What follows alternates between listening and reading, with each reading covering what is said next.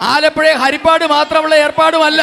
അപ്പൊ തീരദേശവുമായി ബന്ധപ്പെട്ട് പദ്ധതികൾ സമർപ്പിക്കാനുള്ള ബാധ്യത സ്ഥലം എം പിയുടേതാണ്. സ്ഥലം എം പിക്ക് എന്താ പണി? സ്ഥലം എം പിക്ക് എന്താ പണി? തീരദേശ മേഖലയിൽ പദ്ധതികൾ നടപ്പാക്കണമെങ്കിൽ സ്ഥലം എം പി മറുപടി കേൾക്കാനുള്ള ഒരു മനസ്സ് ഉണ്ടാവണം. എനിക്ക് സൂചിപ്പിക്കാനുള്ളത്, അപ്പൊ തീരദേശത്ത് പദ്ധതികൾ നടപ്പാക്കണമെങ്കിൽ സ്ഥലം എം പി പദ്ധതി കൊടുക്കണം. അല്ലാതെ GPS വെച്ച് കണ്ടുപിടിക്കുന്ന പണി നരേന്ദ്രമോദി സർക്കാരിനില്ല.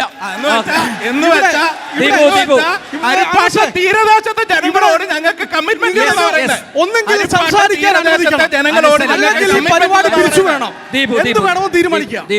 ഇവിടെ എനിക്ക് സൂചിപ്പിക്കാനുള്ളത്, നമ്മളൊരു രാഷ്ട്രീയ പാർട്ടിയുടെ പ്രതിനിധികളാവുമ്പോൾ പലപ്പോഴും പല ആരോപണങ്ങൾ ഉന്നയിക്കാറുണ്ട്. പക്ഷേ ഒരു നിയമസഭാ തെരഞ്ഞെടുപ്പിൽ മത്സരിക്കുന്ന സ്ഥാനാർത്ഥിയാകുമ്പോൾ ഒരു ആരോപണം ഉന്നയിക്കുമ്പോൾ അതിനെപ്പറ്റി പഠിച്ചിട്ട് ആധികാരികമായി പറയണം. അല്ലാതെ വെറുതെ ഇങ്ങനെ പറഞ്ഞു പോകുന്നത് ഒരു ഒരു ഒരു ഒരു സ്ഥാനാർത്ഥിയായി മത്സരിക്കുന്ന ഒരാൾക്ക് ചേരുന്ന ഒരു പ്രവൃത്തിയല്ല. ഇവിടെ സൂചിപ്പിക്കപ്പെട്ടു, തീരദേശത്തെ പറ്റിയാണ് ഇവിടെ ഒന്ന് സൂചിപ്പിച്ചത്. ഹരിപ്പാടിൻ്റെ തീരപ്രദേശത്ത് ഇവിടെ നമുക്കറിയാം സുനാമി പോലെയുള്ള വലിയ ദുരന്തങ്ങൾ ഉണ്ടായ പ്രദേശമാണ്.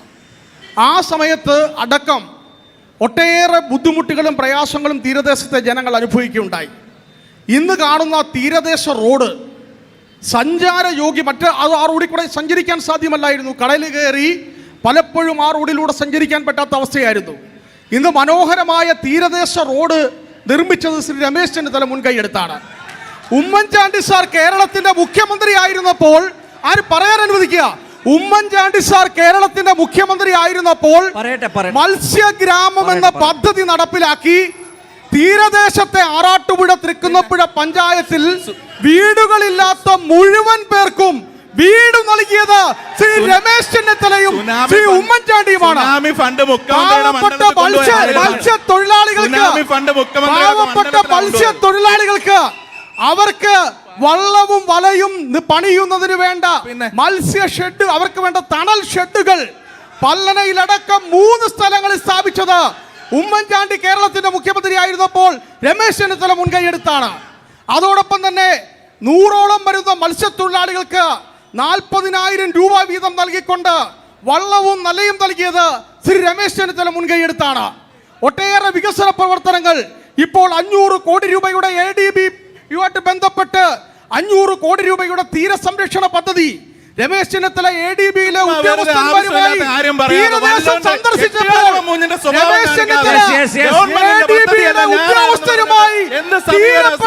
സന്ദർശിച്ചപ്പോൾ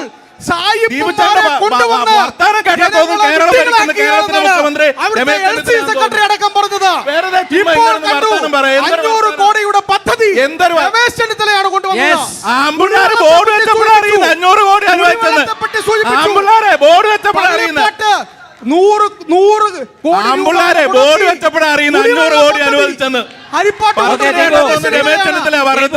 സംസാരിക്കുമ്പോൾ ഞാൻ നിങ്ങൾ സംസാരിക്കുമ്പോൾ ഇടയ്ക്കേറിയില്ല.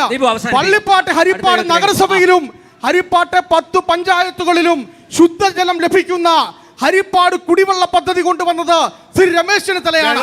അതിന്റെ പ്രാരംഭ പ്രവർത്തനങ്ങൾ നടന്നുകൊണ്ടിരിക്കുന്നു. സാങ്കേതിക പദ്ധതി നോക്കണം, പള്ളിപ്പാട്ട് പോയി നോക്കണം, ഇവിടെ ഇരുന്നിട്ട് കാര്യമില്ല. പള്ളിപ്പാട്ട് പദ്ധതി പ്രദേശത്ത് പോയി നോക്കണം. അവസാന ഘട്ടത്തിലാണ്, അവസാന ഘട്ടത്തിലാണ്. ദീപു വെള്ളം ഇല്ല എന്നാണ് പറയുന്നത്. ഇതാ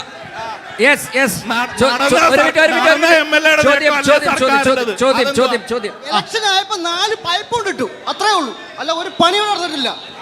ഓക്കെ അതാ പറയുന്നത്. യെസ്, പറയേണ്ടവരെ പറ. Yes, okay. എവിടാ വെള്ളം കൊടുത്ത പള്ളിപ്പാട്ട്? അത് UDF എവിടെ വെള്ളം കൊടുത്തു?